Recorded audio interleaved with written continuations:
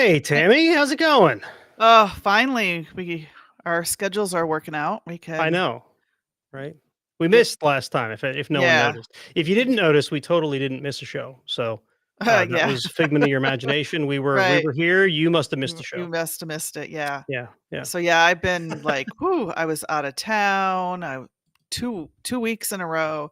Then I had this huge, I don't know if it was from storms coming in here in Wyoming, the pressure, but yeah. my ears, or if it was from the airplane, I don't know. So anyway, yeah, it was a rough couple of weeks. So Coming home from one of the business trips I was on a year or so ago, I had gotten a head cold while I was out on the trip. So it was like I was flying home oh, like, that's right the at the beginning of a worst. cold, right? So, but the pressure in my head was already messed up, and my one ear was blocked for like a week afterward. Oh, It was not fun. horrible. Hey, Henry. I don't know. I can't get in the chat room, but hey, Henry. Hey, videos. Did you Um, did you join through the wrong link again, Jeep I Mom? probably did. I'll never. Technology. It's hard. It's hard. Yep. So anyway, I'm just trying to get back to work, get things back to a regular schedule. My check engine light is still on. It's still off. It's still on. It's super busy at the shop. So once we get a little slow down, hopefully we'll put that oil pump on the engine and see if that fixes my check engine light. Well, whatever it is, So eventually it'll explode, and then you'll know exactly what's broken. yeah, exactly. That's But how those I work. I have I have oil pressure. It's so Yeah, it's weird that it would be the pump if you have yeah. pressure. And that's actually, like I said on a couple shows back, that's the steps you follow. We've followed every step so far. So Yeah, this is the last one. So now it's the pump. uh, What if the pump? Maybe I won't even say it. yeah, no, Won't even say it. I won't no, jinx you. no. Knock on wood. This is Yeah, fake wood. Does that count? So sure. This totally counts. Totally yeah, counts. I see you have your Jeep behind us or Yeah, behind I you. decided to join from the shop today, and it was almost a disaster. We're like a minute before our guests are supposed to join, and I finally had to give up and switch laptops because the one I was setting up down here was not Uh-oh. working. Right. Yeah. So technology, it's always fun. But yeah, so the I figured I would join from the shop because we talked about the YJ grill last time on the TJ, and there it is. Now you can see it behind me. Doesn't look like much yet because it's not quite. Yeah, it's It crooked for a looks like couple you're reasons. flexing on a rock or something. Well, one is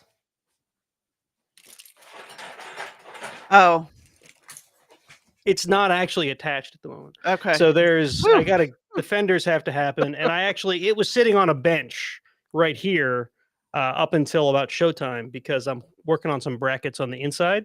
Uh-huh. Did my video just freeze? Yeah, it did. You can hear me though? I can hear you. There we go. Look at that. Okay. So I'm putting some brackets on the inside of the grill to mount an electric fan to, which you might be able to see through the slats there.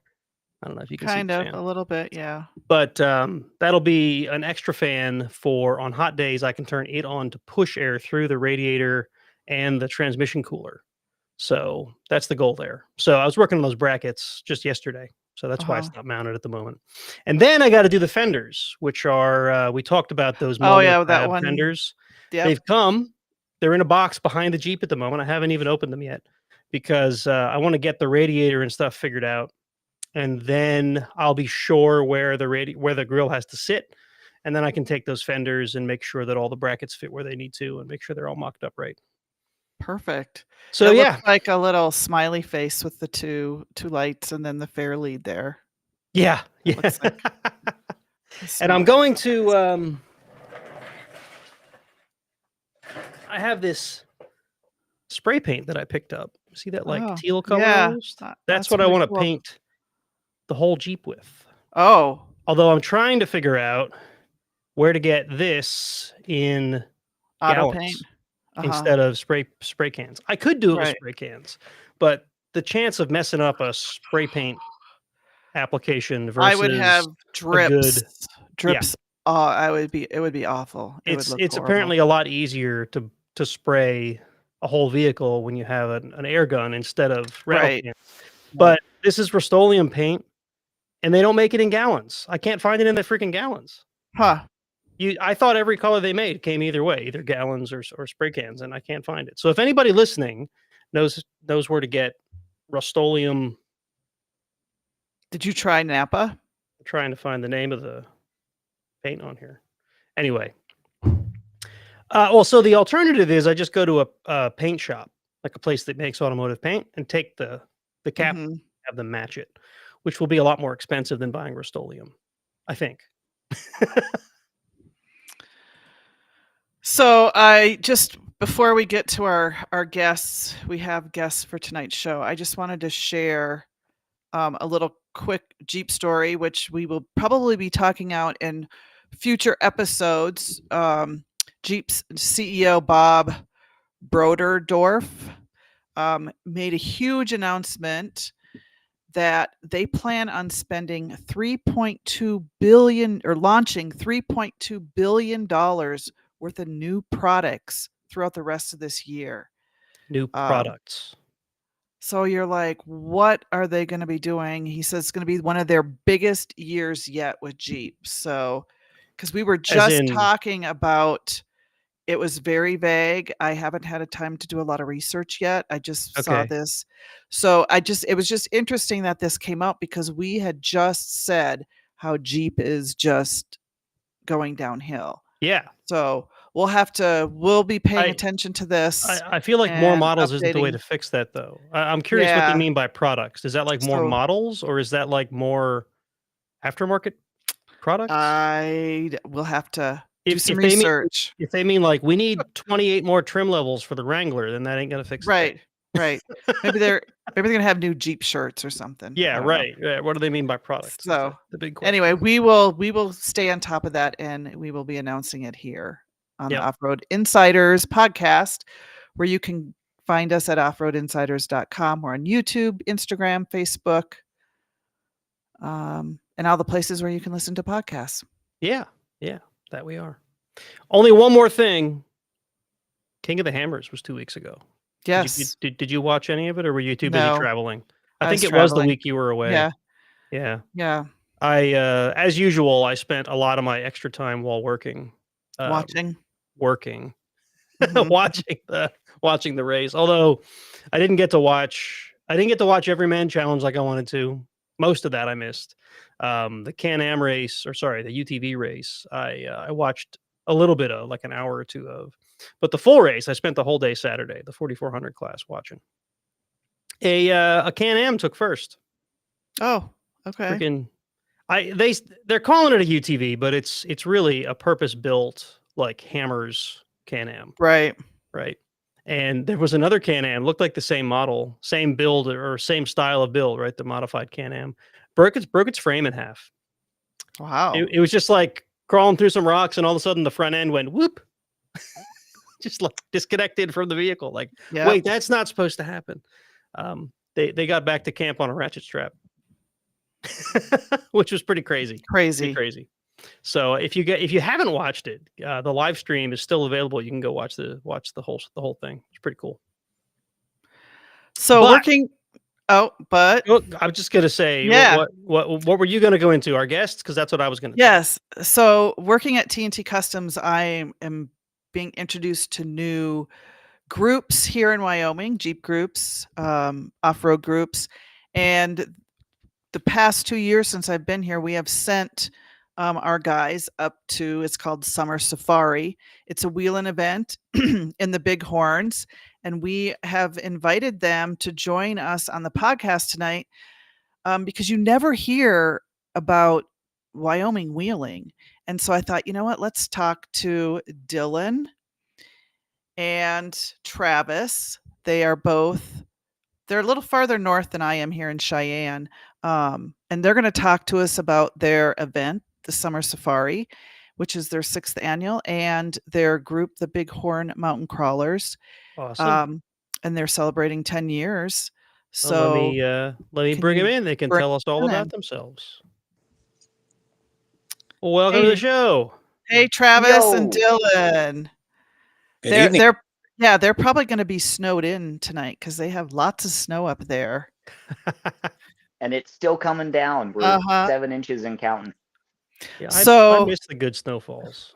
first of all, Travis and Dylan, you guys can take turns. Where are you guys from? Can you tell us about Bighorn Mountain Crawlers and your event, Summer Safari? You bet. I'll start if you're okay with it, Dylan.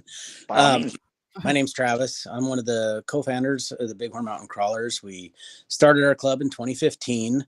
There was 4 of us that decided it would be a great idea to form an actual 4-wheel drive club in this area. We're based out of Sheridan, Wyoming. I actually live in Dayton, Wyoming, about 25 miles away. But when we started the club, one of the co-founders, his name is Jim Drake. He worked for the Forest Service. So we had a lot of inside information from the Bighorn National Forest, what they were looking for in a club and what kind of partnership we could build. It was just fantastic to have Jim there and helping us out. And then a very good friend of mine, Todd Belden, was our first club president. Unfortunately, he's not with us anymore. He passed away a few years ago, but Walt Bowler was our 4th member. He is still with us. Him and I have both been club president at one time or another. When we started this, Walt and I talked about it for weeks before we actually really kind of started having meetings. And we thought, if we can get 10 people to join, how cool would that be? And it just exploded.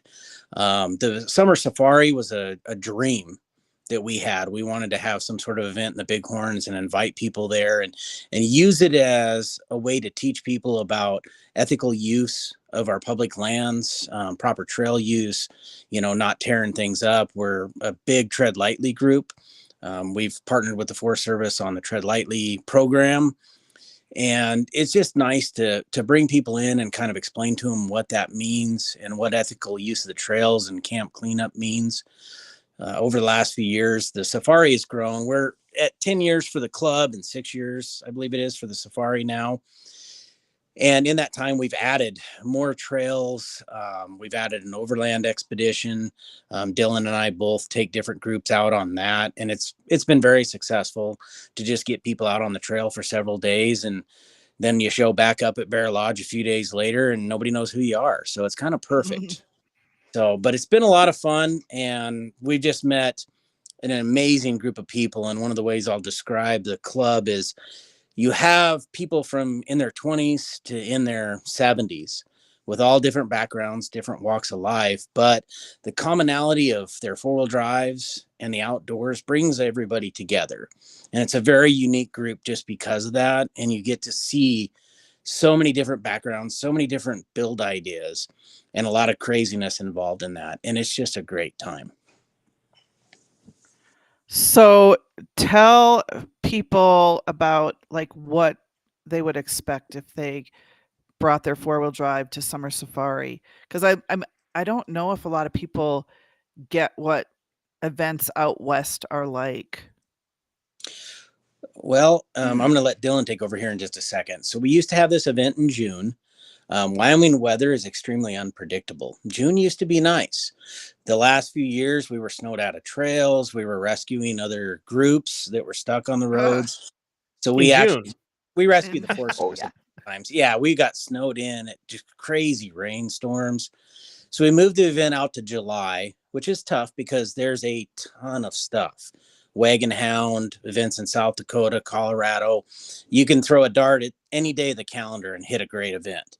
What we have out here in the Bighorns is amazing scenery. We have a range of, just scenic trails to some that are a little more challenging.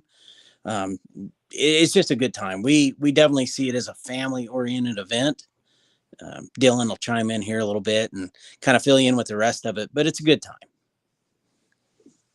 Yeah, for sure. And it's hi, Dylan. I'm the fool they keep letting show up, so I get that kind of a fresh perspective. I'm a relatively the one who doesn't go away is the one mind. that gets roped into planning the event, right?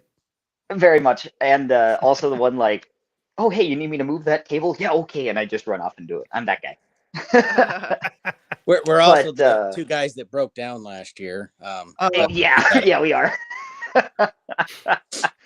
Both our Jeeps. Hey, save the squares though. A YJ and an MJ. There you got to do what go. you got to do. An MJ, nice. You don't see a lot of those anymore. Nope, it's a 91 Comanche with a lot of TNT parts and some 78 F250 running gear. That's It's awesome. a good time.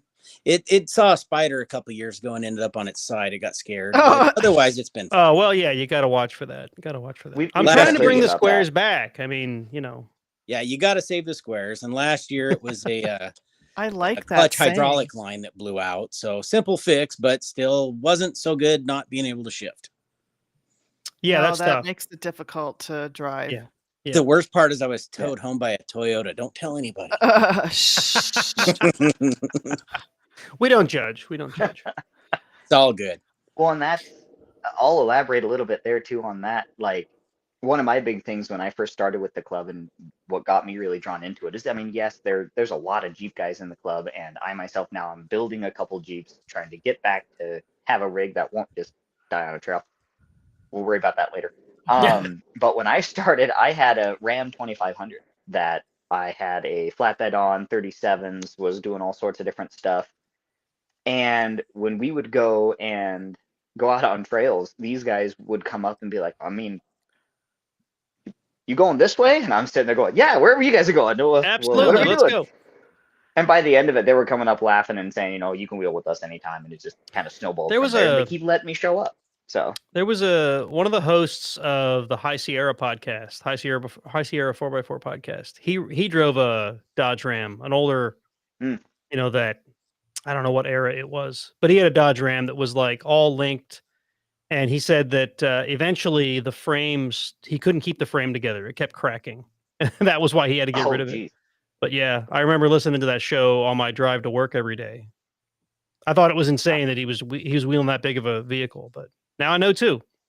Yep. Well, It was He's always been open to full size, vehicles, Jeeps, everything. even full size UTVs, which we've had a few show up and go out with us. We're just a little bit slower, but definitely an open and inviting group, and it's fun to see what everybody else has built. Yeah. Yeah. It's kind of the cool thing about this sport, What Well, kind that's of? just it. Oh, go ahead. Oh no, I was just agreeing, like 100%. That's again what kind of drew me into it. I very new to the whole thing here years ago, and nobody in my family, nobody in my background was ever into this. Mhm. Yeah. And through college, I was doing more and more automotive and doing more and more off-road. Bumped into these guys, and it was just really cool to see the mix. And since joining with and being a part of it and being allowed to be a part of the safari for as long as I have now, just the variety of the rigs, and even you can take three vehicles of the exact same make, three Jeep TJs, and every single one of them is different. There's one on this video that has a YJ grill. Like it can be little differences, but everyone builds their rig to suit their needs and in Yep. some way to do something different that they're going to try, and it just leads to some amazing variety, and that's, for me, that's fascinating.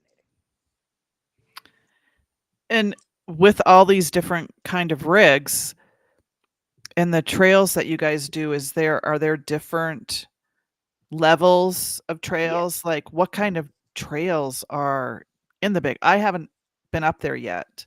So like Sure. what do you see? Is it mostly Well, shelf that's- roads or just forest roads? What do you guys see up there? It's a really nice mix. There's a lot of just Forest Service trails, and we have different. We could do easy, medium, and hard trails, and then we do the expedition, which is kind of its own entity, really. But with our day trails, the folks who come up to bring their rigs, we've got everything. So the easy trails, I mean, you can bring a stock 4x4 as long as it's four-wheel drive.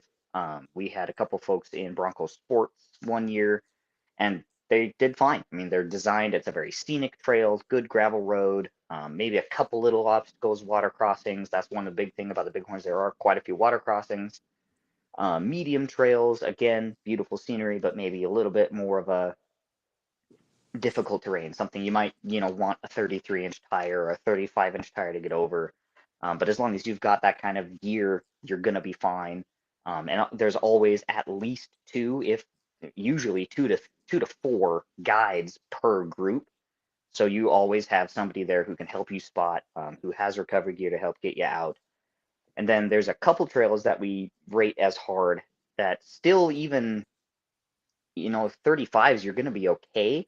You just might have to pick your line a little more careful and bring a winch. It will help you kind of guide through and figure out exactly how to get through it, where you're going to be, where it's going to go. But And a that's, good for me, that's example. one of the things that's nice. Go ahead. Good example. Last year, the overland group that I was with, we covered, it was well over 200 miles of the north and south Bighorns. But one night we went to one of our harder trails, if not the hardest in the Bighorns, which is Boulder Basin. There was a group of the overlanders that wanted to go. So we took them through that. It was a little slower going and careful, picking your spots and obstacles and everything, but everybody got through. And Tammy, you would remember that's one of the places we drowned a TNT vehicle in a creek crossing. Depending on the time of year, the creek crossings can be significant, or if it's a drought year, there's not much to them. But the weather can really play into the trails. Just if we have a late spring, there's higher water for the crossings and things. But we try and really mix up a good variety. And for the overland, we've done trails that are easily acceptable for people pulling trailers or not. And we just try and keep it a good variety of scenery and various challenges along the way. Yeah. So was that overland group part of your event, or was that a separate thing? It's part of our event. Like I was saying, we have day trails, so people can stay at Bear Lodge, which is where we host it out of. They sign up for trails based on their comfort level, and there's maps and everything there that list the trails, list what they're like. We have some photos of those trails, and then with the overland group, Dylan and I both generally know a lot of the people that are going, so they'll kind of pick and choose who they want to go with, or we'll describe the trails that we're doing, and they can make their decision based on that. The last couple of years, the group I've been with has taken some of a little bit harder trails, and Dylan has taken a lot more of the really scenic and longer trails. So you get an amazing variety of those two. But we opened up the overlanding just because it's a great place for people who maybe are new to it. They want to go out, they want to camp in the woods. And it doesn't matter if you got a rooftop tent, if you're sleeping in your vehicle, or if you have a ground tent. We just go. I mean, we've got a couple people that just sleep under the stars. So it's all based on comfort level. So one of our folks in the chat room, Back Creek Cabin, that's Henry. He's out in Virginia in the Appalachians out there. He wants to know, what elevation are most of these trails that you guys go on out in the Bighorns? Well, Sheridan, where we're based out of, is a little over 4,000 feet. We go up as high as probably 11,000 feet. It just varies depending on where you're at. And both Dylan and I, the last couple of years, we've had people at 4,000 feet to probably 9,000 feet. So it is quite a difference. It's very steep for the terrain out here, and you gain elevation very quickly. But Wyoming's one of the most elevated states in the U.S. I was going to say, Sheridan's only 4,000 feet. I'm Cheyenne. Yep. I'm still in the plains, so to speak. We're at 6,000 feet here in Cheyenne. Yep. Sheridan dips into a valley, so we drop a little bit, and then the Bighorns go up as high as 13,000 feet. So is Bighorns the name of the mountain range, or is that like a colloquial name and this is a bigger, like? So yeah, the Bighorn Mountains are a mountain range. They're part of the Rocky Mountains, and they basically go from KC, Wyoming, the Hole in the Wall gang, all the way up into Montana. Okay. And the Bighorn Mountains are on the east. They're east of Yellowstone, on the east side of the state. Correct. Yeah. Or this way. I had to way. think about that for a second. Yeah.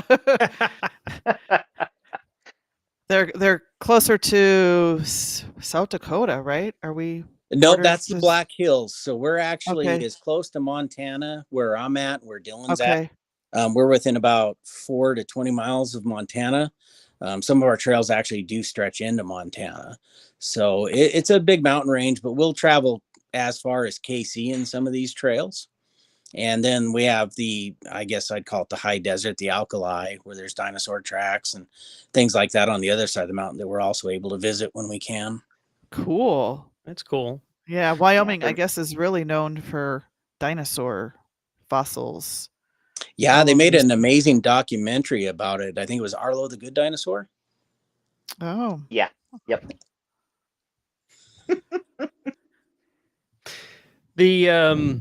Wasn't it South Dakota where they found that complete T-Rex that's been on display for all these years, which is It's near where you're at? yeah, it's What's that? possible. They've found woolly mammoth in our area and other Oh, things. that's So cool. kind of interesting.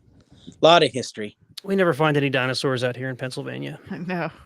So when you guys are out there, what kind of wildlife would people? Because the wildlife out here is so different than you would get Is crazy, in right? any part of the country. The bears, lions, wolves, coyotes, elk, deer, antelope. Any tigers? Moose. Moose, yeah.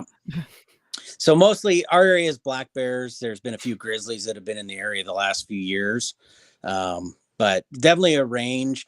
If it's a very dry summer, snakes are a possibility in the mountains, even at elevation, but a rarity, usually bull snakes, things like that. But it's always good to just be careful where you step and be aware of the surroundings, because it is definitely God's country and nature. Mhm. Yeah. And that's Never one had thing, a especially participant get eaten or anything? Not yet. You know, the No. biggest incident we had was on a night run a few years ago. Everybody stopped up on a high ridge and somebody panicked. I guess it saw that and called in a forest fire, but it was actually just the glow, the orange glow of all of our check engine lights. So it's been pretty good. But see, now that's a Jeep thing I'm getting used to. Uh-huh. Yeah. Yeah. You Un- put a little Unfortunately tape over true. But Yep. no, we haven't had any major injuries or anything like that. So we've been very fortunate. The trail guides all do some medical training. We Yeah. carry spill kits, things like that. So, like any other event, you have breakdowns. You just can't control the mechanical Mhm. work. We've had some of the newest rigs have issues on the trails we do for the Jamboree out here or for Coal Mountain. Usually it's just something as simple as a cut sidewall or something. But yeah, we've had rigs 15 years newer than mine that I'm out there trying to help them limp back home. Oh, You and know, it's one of the been, go ahead, Dylan. I was just going to say, it's been crazy because you can see we've had, Willie's Jeeps come up and do a whole trail, get back. They're running fine, everything great. Yeah. And then another gentleman driving a mid 2000s, what was it that one year? I think it was a Dodge Dakota, and the an entire wheel assembly just decided to roll away. Oh. Oh, Here's what it yeah, is. it's You know. fine. It's fine. This you can get out on 3. You've got 4-wheel drive, just minus Well, 1. yeah, right? exactly. It's good. Exactly. Yeah, we just got to do the balancing act out the one side, Yeah. and you'll make it down. Yeah. Strap a tree underneath that one. Yep. It's a Yep. lot easier to MacGyver old vehicles, to be honest with you. The It new is. sensors, Yeah. electronics. I mean, when you push that start button, you're asking for permission for it to start. And if it reads a sensor wrong, it's just not going to. And I mean, honestly, the vehicles Dylan and I drive, you can get down there and use a wrench and jump the starter or whatever, and you're going to make it Mhm. run. Yeah. That's- So the older That's the- stuff is definitely sometimes easier, but we've towed things out. Dylan and I have been towed out. I mean, it happens. That's the best I way can't I've heard even it say I was described. towed. I was put on a trailer. And that's Asking for part of the permission fun is the- too. Well, Oh, yeah, 100%. you know, with a new vehicle, you always have that luxury. You have that feel, hey, I've got this brand new vehicle. It's got Yep. all these buttons. It does everything. But if any sensor in its own little intranet doesn't connect to each other, Yep. it's not going to run. It's not going to go into 4-wheel drive. They're amazing. Don't get me wrong. They are amazing. But if any of those things go out, you're just done. And you Yeah. have to be towed out or you have to fix it on the spot. So older vehicles are definitely fun because you can come up with some sort of creative way that was probably never meant to be used, but it'll get you home. Yeah, we've we recently replaced our tow rig with a 24 Silverado, and it's a great truck. I love it. Right? It's a lot of fun. It's comfortable. It's got the heated seats and all the creature comforts you'd expect out of a brand new pickup. But the more I look at it, the more I'm like, boy, when things start to go wrong with this, it's not going to be cheap. Right. Nope. We usually the first thing I do to any vehicle is replace the stereo. Well, the Silverado obviously has a very nice entertainment center in it. I don't want to replace it, but I was just curious. So I went and looked. I usually go to Crutchfield. They've got install kits for everything. I put in the make and model, and it asked me which stereo's in it, and it just basically said, "Don't." We don't Yeah. recommend that you replace the stereo with this thing. And it's if you look at it, it makes sense. It's like a freaking display on the whole covers half the dash, and it's integrated in so many things, right? So, Yeah. yeah, in 20 years, we'll see what I'm thinking about that truck. You know, it's interesting. Just like in our group, you got a little bit of everything: 80 series Land Cruisers, 200 series Land Cruisers, and you look at them, and you see the difference in the technology. And then I jump in the old 91 MJ, and I don't have a heated seat. I don't have a heated steering wheel. I'm lucky when the heat works, but Yeah, it right. goes. So you just keep going down the road. But it's just fun to see that difference and see what people come up with. And Dylan, you know, like he said, you can have the same vehicle side by side, but there's just unique differences based on the owner and what their preferences are. Makes it fun. And not to mention Yeah. driving ability, right? You got Oh, big two time. identical vehicles next to each other. One of them's crawling all over things, and the other one gets stuck in the simplest of obstacle, and it really comes down to driver. Oh yeah, you got your finesse drivers and you got your skinny pedal drivers, and you know, it's interesting to watch the difference. Yeah, Yep. yeah. I I've can't wheeled be one this of those thing with skinny pedal folks. drivers. I break stuff. I've wheeled this thing with folks, and they're just like, "Boy, that thing doesn't stop, does it?" I'm like, "Well, 25 years behind the wheel of a Jeep, right? I know how to wheel it." Right. Well, you know, and like some of us that are Gen X, you grew up spinning cookies in a parking lot to learn how to drive before your driving test on the ice. So Yep. Right. Yep. Now, when you guys are up in that elevation, is there snow still up? So there are Right. places, there's places in the Bighorns there'll be snow year round. In July, we don't run into it like we did in June. We were busting drifts to get into places. And the big thing is with the roads, as wet as it's been getting in June, we just didn't want to do any kind of resource damage. And that was one of the big reasons we changed our date, was just to avoid resource damage and to give everybody that comes a little bit better experience. They're not waiting for people to be pulled out of a snowdrift or anything like that. And if you're on the overland group, let's just face it, it's quite a bit nicer in the evenings in July than it is in June, but you're still going to need your big coat. Yes. Wow. Yeah, snow wheeling can Wow. be fun, but only if that's what you're there for, right? Yep. Yeah. If you came expecting a day of movement and not a day of being yanked out of the snow, Well, it and really changes your day, right? we would have people that were coming in June. Hey, should I bring the top and the doors to my Jeep? Yes. Yeah, you should, but you should in July, because I grew up here and I've seen snow in the Bighorns every month of the year through August. You just never know what the weather's going to do, and it can be snowing in the morning and 70 in the afternoon. Yeah. Right. Yeah. Well, and there's a couple trails that we go that really get into some of the high country. And I mean, end of July, we've gone up there after safari, just checking out campsites and looking at different things. And there's areas that we frequent that are just absolutely gorgeous. And you look over in the tree and there's still a snowdrift that deep, just chilling, just Wow. because the sun never hits it. The shade's always there. And it's right off the trail. It's not like I'm looking far for it, anything like that. You're standing on the trail and it's right there. So it just, you never really know. There's times you'll see the northern lights in the middle of the summer. Oh, In that That's high pretty country. cool. So. that's on my bucket list. They've been Yeah. here in Cheyenne, but I haven't seen them yet. I haven't gone out far enough where there's no light pollution. So, so does your event run over a weekend, or is it during the week? How many days is it? That kind of thing. Sure. So it's well, this year especially, it's the 17th through the 19th, I believe. It's a Thursday through a Saturday, basically. Okay. And Saturday night we do the big, we call it an awards banquet. It's just kind of where everybody gets to sit around and be like, hey, I broke this. Hey, you broke that. Haha. We have a good time there, and we have a big potluck, all that kind of good stuff. But I guess That's potluck, cool. dinner. Yeah, Bear But, Lodge yeah. does a big banquet for us. Last year was Various Taco Bar. We'll probably do that again because it was very popular. So everybody gets a good meal and get a chance to hang out and talk. And we have a various group of vendors that come up throughout the week. We have some amazing local sponsors, and some of the bigger sponsors. Rough Country's been a sponsor for us for years and years. TNT Customs has been one of our oldest sponsors. And then we have a lot of other just, sponsors locally, like Fremont Toyota, the local auto parts stores. They've just been fantastic in supporting the event and supporting us. So it's really nice. We get some pretty good door prizes. Weatherby, which is a firearms manufacturer. They're now based in Sheridan, and they usually set us up with a nice rifle that we auction off during the safari, and that's awarded on the banquet night. And Pretty it's cool. usually kind of a rare firearm or a one-off or, something like that. But we try and make it interesting for everybody that attends, and, just a little bit of something for everyone, something for all the kids. There's a fishing pond at Bear Lodge.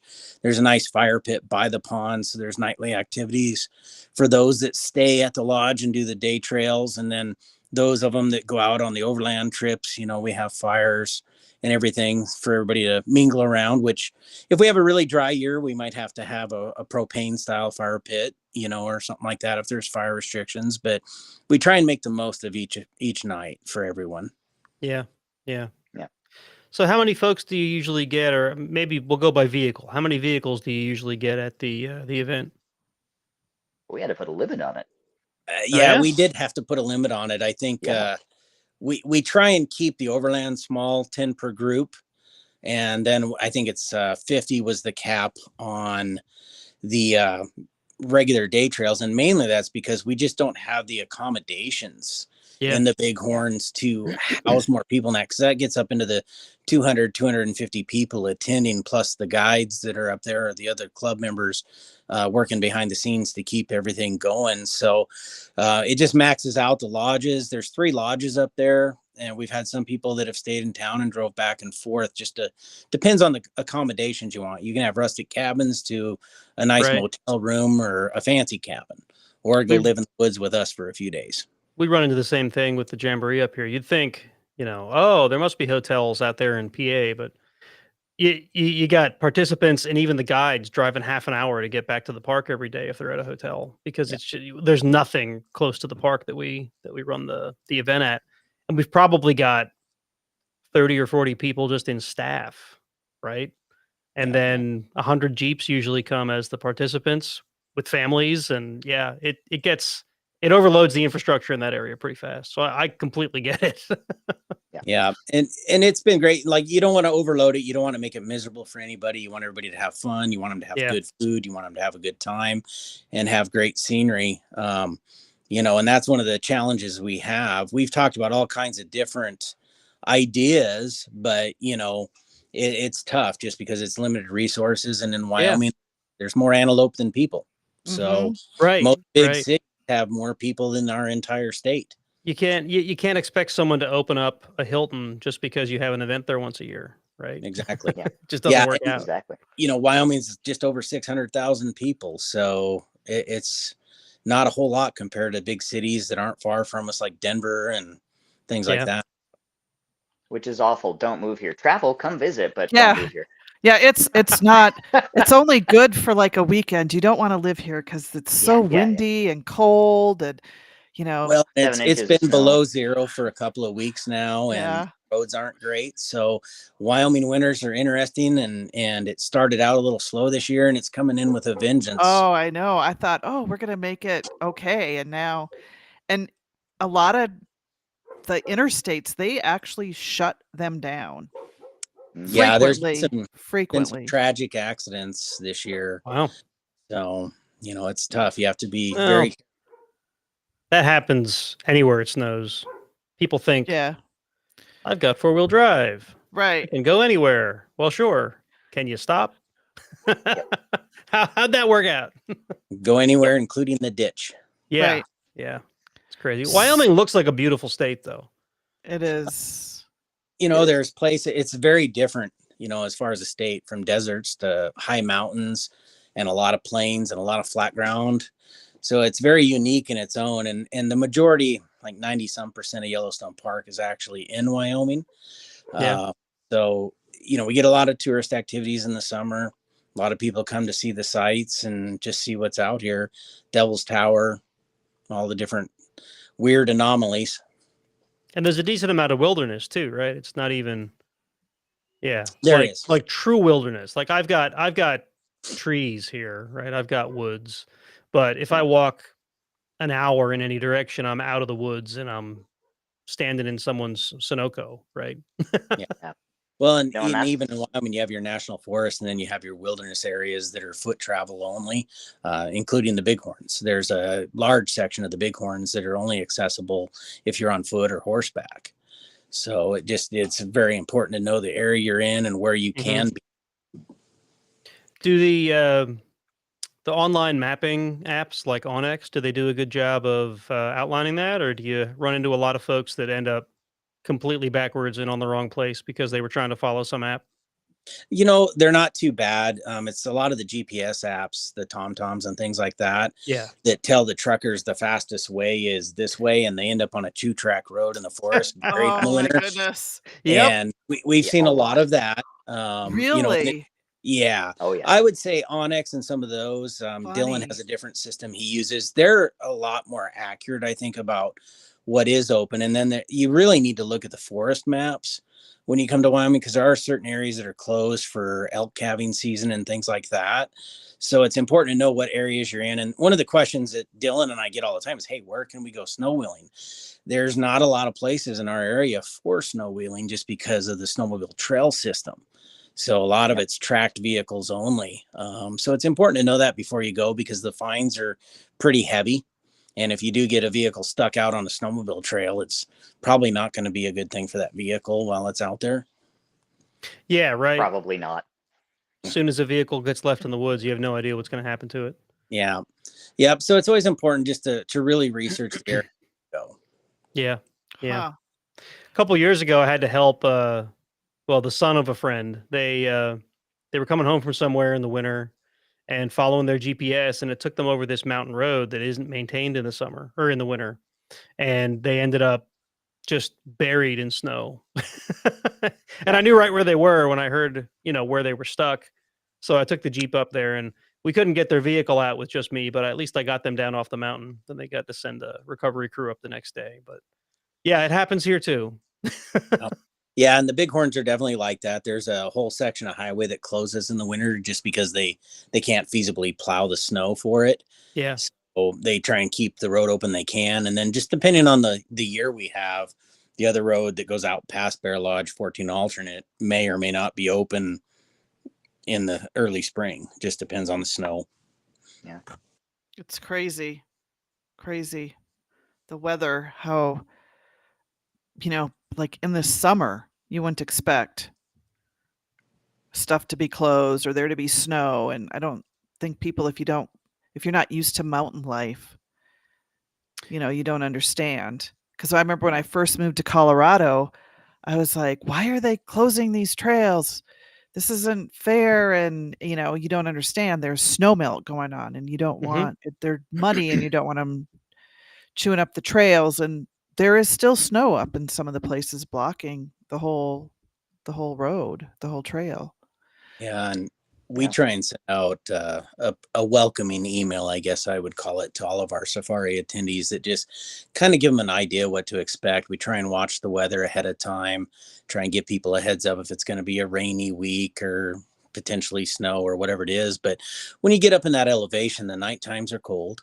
And so just trying to explain to folks, make sure that you have the essentials to survive, which is a coat and good shoes. And I mean, if I can help it, I'm wearing shorts all summer.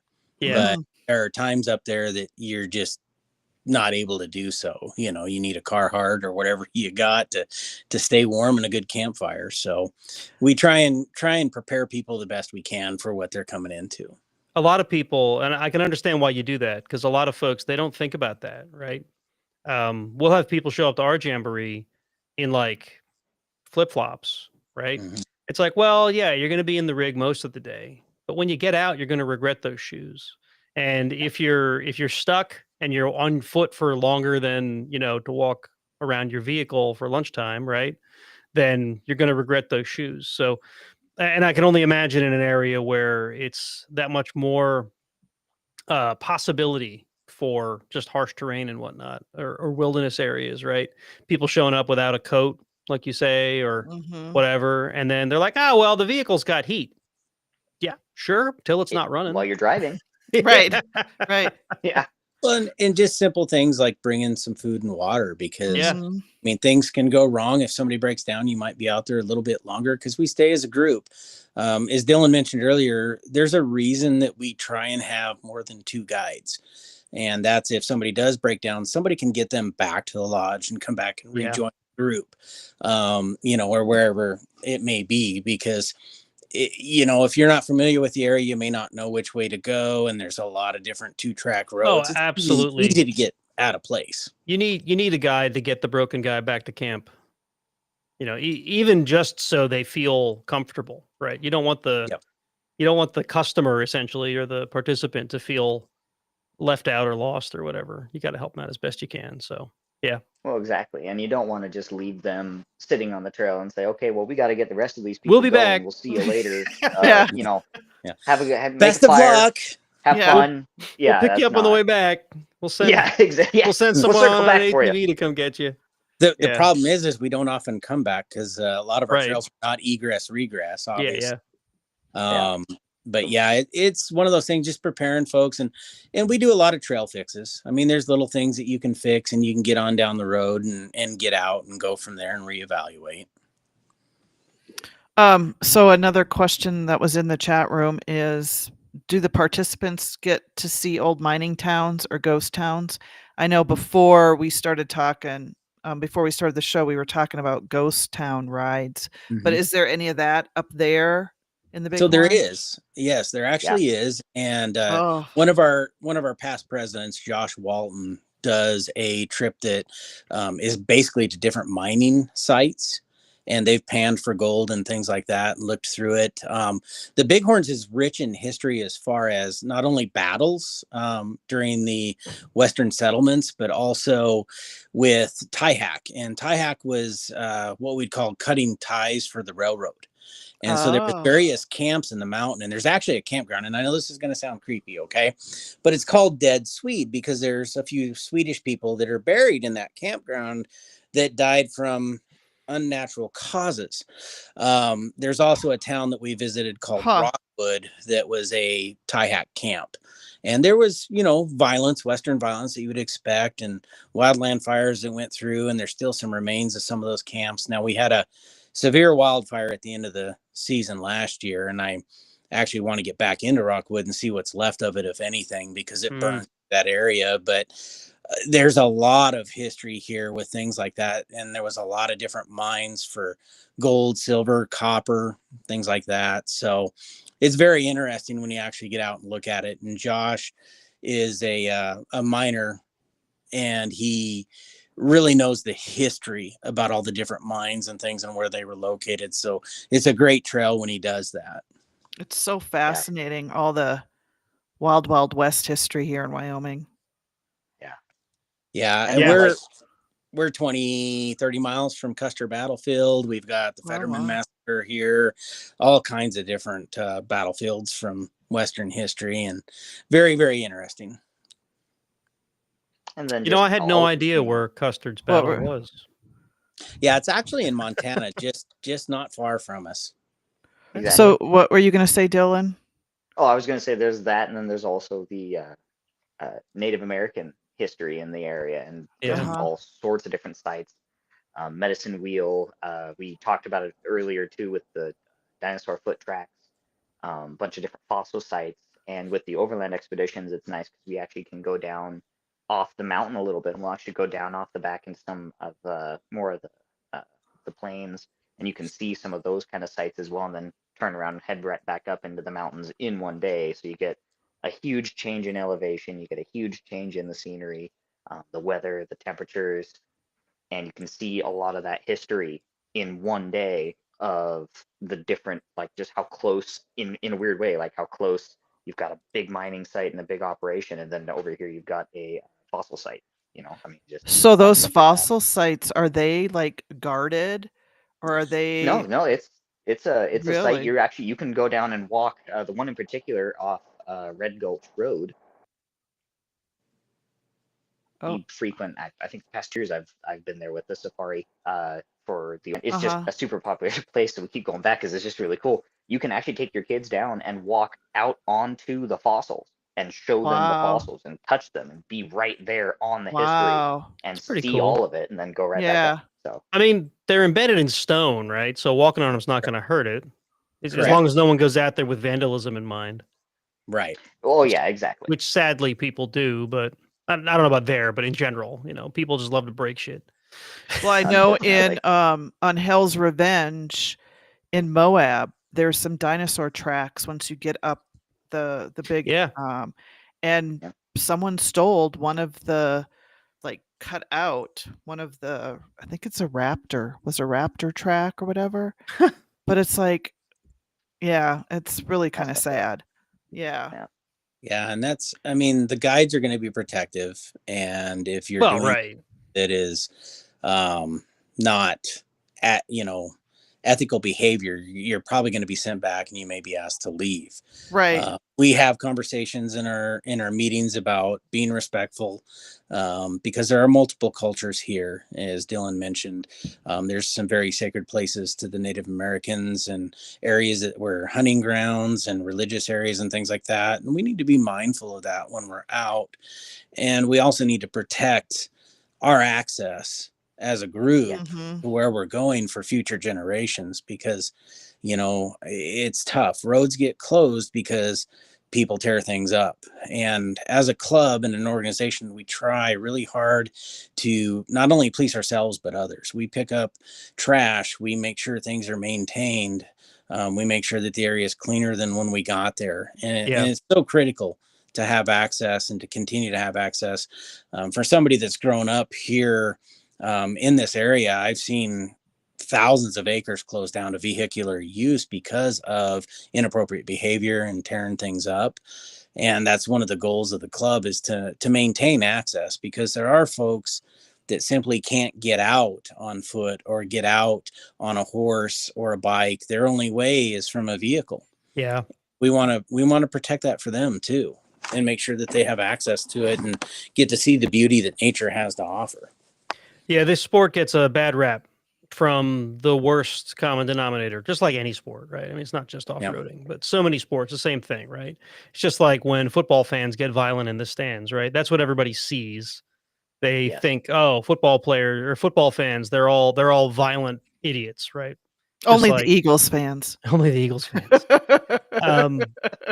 In our sport, everyone outside of the sport thinks that we're all yahoos that want to just go out in the middle of the woods and have drinking parties and light the place on fire and leave our beer bottles around. And there's just so many of us that are not only not that, but we're trying to fix that, right? Like we're trying to change that opinion. We're trying to make sure that the beer bottles get picked up, right? And the fires don't get out of hand. And when they do, so many of us are volunteer firefighters to go out and make sure that it doesn't become a wildfire, right? So Exactly. Well, and just simple things like, people think that, hey, I throw a can or a bottle into the fire, it melts. Well, it doesn't melt. It just takes a new shape, and it has to be dug out of there and hauled out. So, making sure that those things are just packed out versus thrown in the fire is and also left. Yeah. Huge.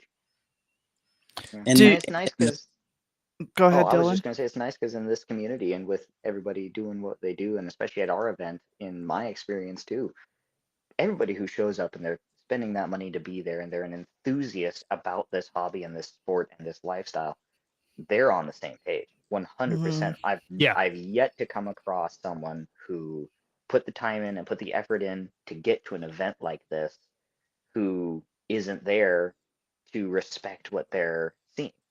And it's just nice to be able to see that. And I mean, yes, there's little things like Travis said about our area with the different cultures and things that, like, hey, by the way, you haven't been around this. Let's educate, let's show.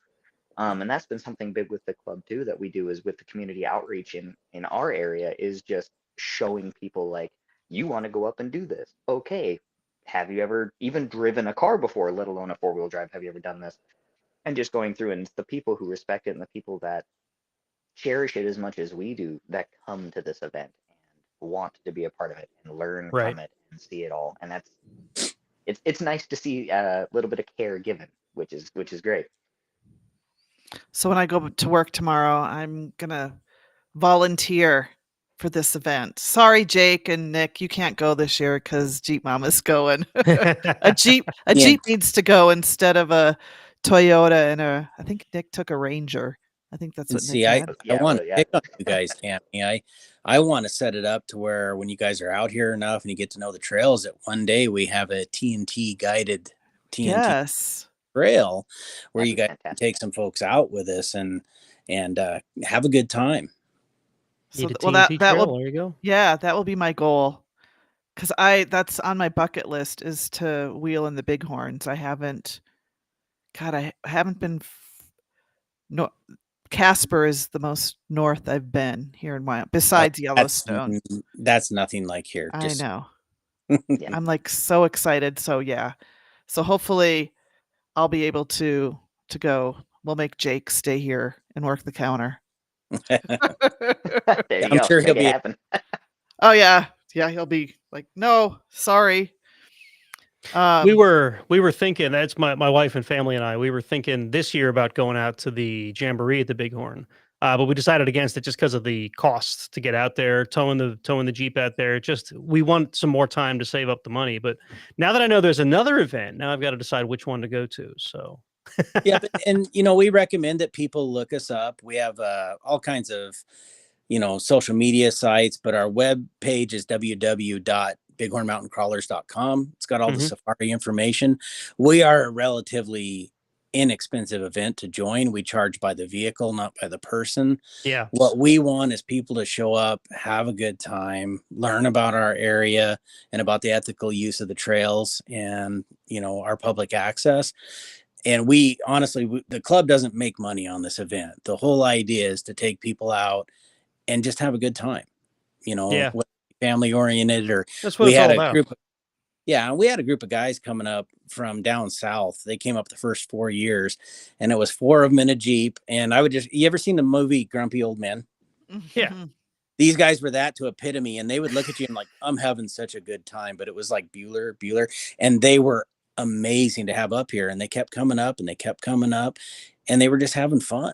And that's awesome. what we want to see, and we'd recommend people check us out, look at our website. And again, it's just a family oriented event and we want to have some fun. Cool. So we're just about out of time. You already mentioned your website. Anything else you want to share with folks to either find either of you or, Facebook, socials, whatever?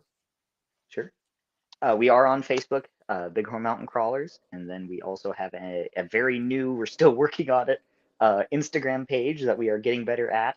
And then we are hoping possibly here soon to be able to have enough content. We'd love to start a YouTube channel just to show some of the really funny stuff.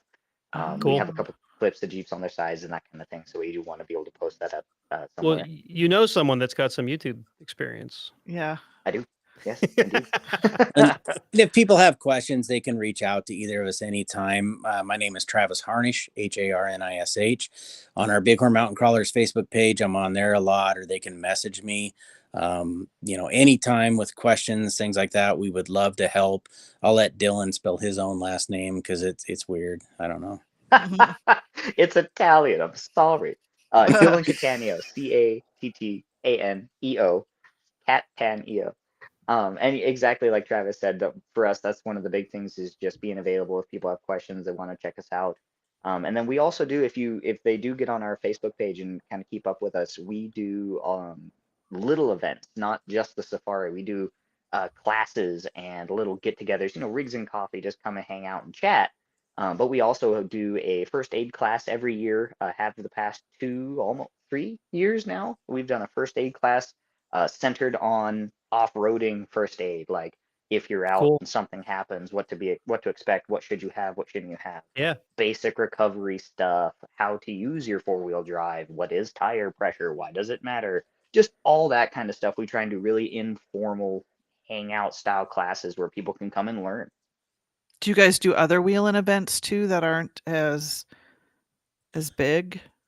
So most of the other stuff we do is just for club members. We get Okay. out and the club does things together. But as Dylan was saying, we do Easter egg hunts. We have our own version of trunk or treat, which is rigs and spooky. The money that we do gain at the safari, I would say, as an ad gets put into sponsoring a family at Christmas, things like that. So we do a lot of community oriented projects. We're bringing back our car show. Before the safari started, we did a 4-wheel drive show, which is how we roped Dylan into this mess. So we are bringing that back. We were partnered with Walmart last year and their Children's Miracle Network, raising funds for them. And we're going to try and grow that car show to be a little bit bigger, not just be centered around 4-wheel drives, but anything else. You know, we're the rust and dent section, honestly. There's some beautiful 4-wheel drives out there, but then there's the stuff we drive that's got dents and dings and scratches and things like that. And we just absolutely want to foster the automotive community and rally around that. So we are trying to put on more events, but again, we try and do a lot of stuff for our club members as well, just to keep that activity and interest up within the club. Cool. And that's Dylan's responsibility. So Somehow. Events coordinator. It's a very prestigious title. Yep. It's yeah. And I totally know what I'm doing. I'm sure it comes through in every Yes. event. Yes. it's kind of like that Pauly Shore thing, charisma. Charisma, big time. I can smile and wave, boys, all day long.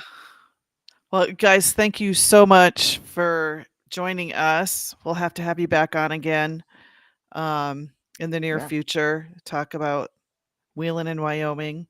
Yeah, I mean, maybe you want to come back after the event or something and tell us how it went. That might be fun. Yeah, for sure. We'd absolutely love to. Yeah.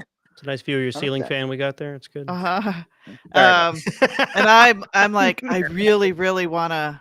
I think I want to go to this event. So you totally should.